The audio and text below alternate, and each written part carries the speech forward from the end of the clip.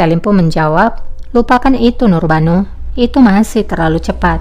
Pertama, kita masih berurusan dengan Bayezid. Segala sesuatu yang lain bisa menyusul. Nurbanu pun menjawab, kamu sendiri yang mengatakan bahwa kita harus memperhitungkan setiap kemungkinan. Kita harus membuat pencegahan sebelum itu terlambat. Geç olmadan tedbir almamız lazım. Unut bunu Nurbanu. Selim pun merasa kesal dan menyuruh Nurbanu untuk melupakan mengenai hal itu. Lakukan saja seperti yang aku katakan Nurbanu. Ne diyorsam o. Nurbanu pun menjadi diam. Di Istanbul, Mirima sedang bersama Raja. Raja mengatakan, kehadiranmu dan anakmu di istana ini memberikanku kekuatan. Mirima pun berkata, aku juga merasakan senang berada satu atap bersamamu Rajaku. Ketika adikku Bayezid tiba di sini, dan ketika permusuhan berakhir, aku harap kita semua akan menemukan kedamaian. Raja kali ini tidak marah, namun ia hanya tersenyum tanpa kata.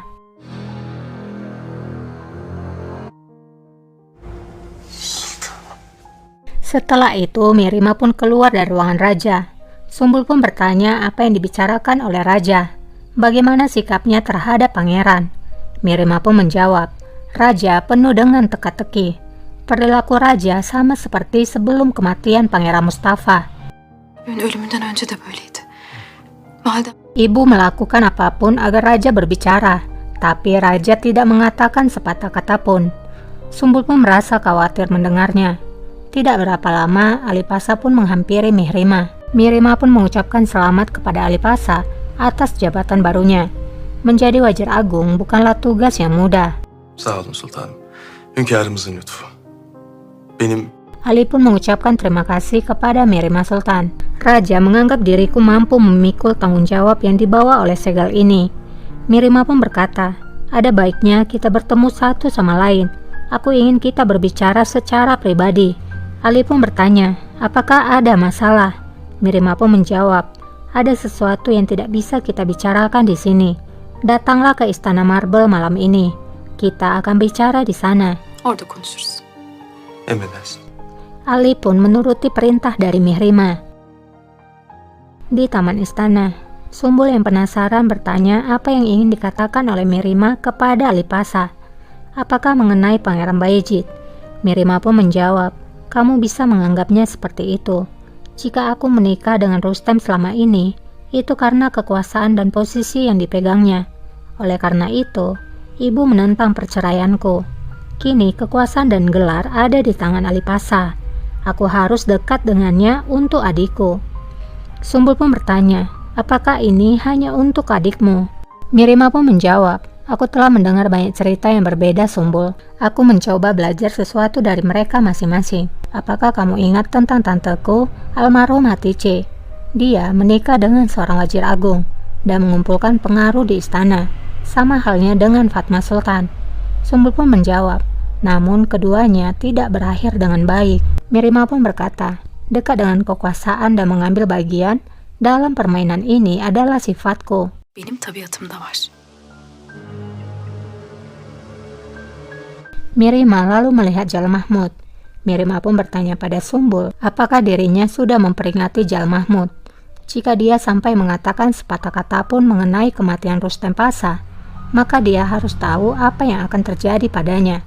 Sumbul pun menjawab, aku sudah memperingatinya Sultanah, dan jangan khawatir. Dişe buyurmayınız. Di Kasvin, Daphne mengatakan kalau dirinya sangat takut. Apakah kamu yakin dengan keputusanmu untuk tidak pergi bersama Husrat Pasha? Bayezid pun menjawab, tidak hanya ada gunung besar antara aku dan Raja Daphne, ada jurang pemisah di antara kami.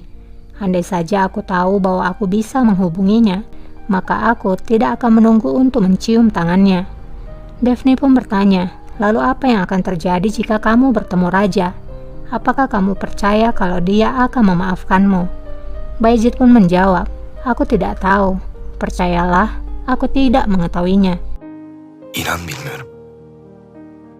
Jika saat ini aku dikenal sebagai pangeran pemberontak yang menyembunyikan dirinya bersama musuhnya, itu karena keputusan ayahku yang jauh dari keadilan.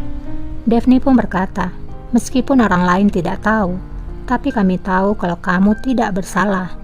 Kamu tak pantas mendapatkan fitnah kotor itu. Jika kamu adalah pangeran pemberontak, maka kamu akan berbaris bersama Satamats menuju kepada raja.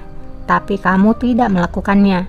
Kamu bahkan tidak memikirkannya sedetik pun. Bayezid pun berkata, tapi raja tidak pernah tertarik dengan apa yang aku pikir dan yang aku rasakan. Baginya aku hanyalah anak durhaka yang harusnya didisiplin. Dan sekarang raja bahkan memiliki keputusan dari fatwa Islam.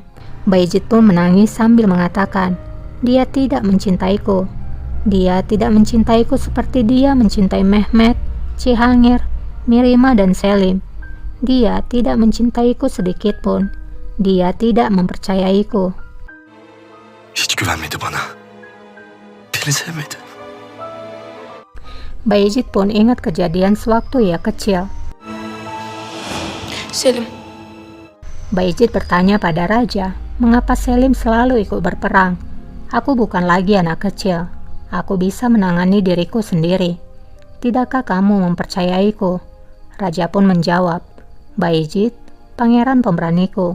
Tentu saja kamu bukan lagi anak-anak. Kamu masih muda. Itu sebabnya kamu tinggal di sini. Menurutmu apakah pantas jika semua pangeran berperang bersama? Siapa yang akan mempertahankan ibu kota jika semuanya berperang? Bayezid pun menjawab, ibu juga mengatakan hal yang sama. Kalau begitu, biarkan Selim yang tinggal. Mengapa aku yang selalu tinggal? Raja pun menjawab, kamulah yang harus menanyai dirimu sendiri, bukan menanyaiku. Pikirkan di mana kamu melakukan kesalahanmu. Di Istanbul, seorang aga mengabarkan kalau Wazir Agung telah tiba. Mirima yang sudah menunggu pun menyuruhnya untuk masuk. gelsin. Sultanım. Hoş geldin. Ali pun masuk ke dalam ruangan. Dia mengatakan kalau dia ingin tahu mengapa dia diundang. Mirima pun menjawab, kita sedang melalui masa-masa sulit, hari yang sangat sulit. Sayangnya adikku Selim semakin dekat dengan tahta atas plot dan skema yang telah ia buat. Dan semua wazir berada di sisinya kecuali dirimu. Hanya kamu yang tersisa. Ali pun menjawab, Pangeran Bayezid adalah masa depan dari negara ini. Aku tidak akan meninggalkannya seperti yang dilakukan oleh yang lainnya. Kimden cayamam. Mendengar ucapan Ali, Mirima pun memuji keberanian dari Ali. Selama kamu mendukung Bayezid, maka para pendukung dari Pangeran Selim akan datang padamu dan mereka akan melemahkanmu. Ve ayağınızı kaydırmaya çalışacaktır. Akan baik bagimu untuk menjalin ikatan erat dengan dinasti. Kita bisa mendukung satu sama lain. Ali pun menjawab, kalau kesetiaannya abadi kepada Mirima, aku sangat merasa terhormat atas perintahmu. Ben şeref duyarım. Mirima pun merasa sangat senang mendengar ucapan Ali. Bunları işitmek beni ziyadesiyle memnun etti. Ali pun berkata lagi, aku sangat yakin kalau aku bisa menghandle para pendukung dari Pangeran Selim dengan diriku sendiri. Mücadele edebileceğim kanaatindeyim.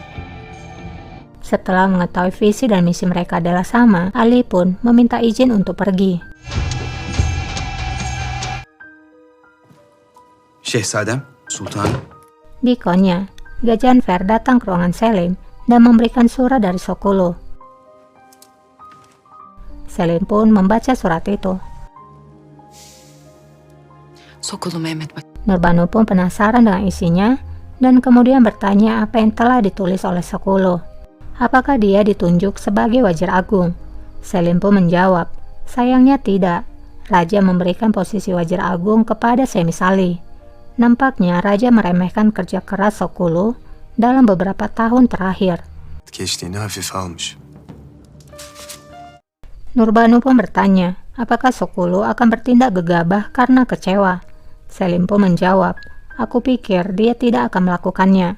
Namun sebaliknya, dia akan semakin termotivasi. Dia adalah pria yang sabar. Dia tahu kalau dia akan mendapatkan haknya saat pemerintahanku. Canı biliyor. Aku tidak akan meragukan kalau dia akan bekerja sesuai dengan keinginan kita. Nurbanu pun menjawab, tentu saja Sokolo akan mendapatkan hadiah atas kesabarannya. Mükafatını alacaktır.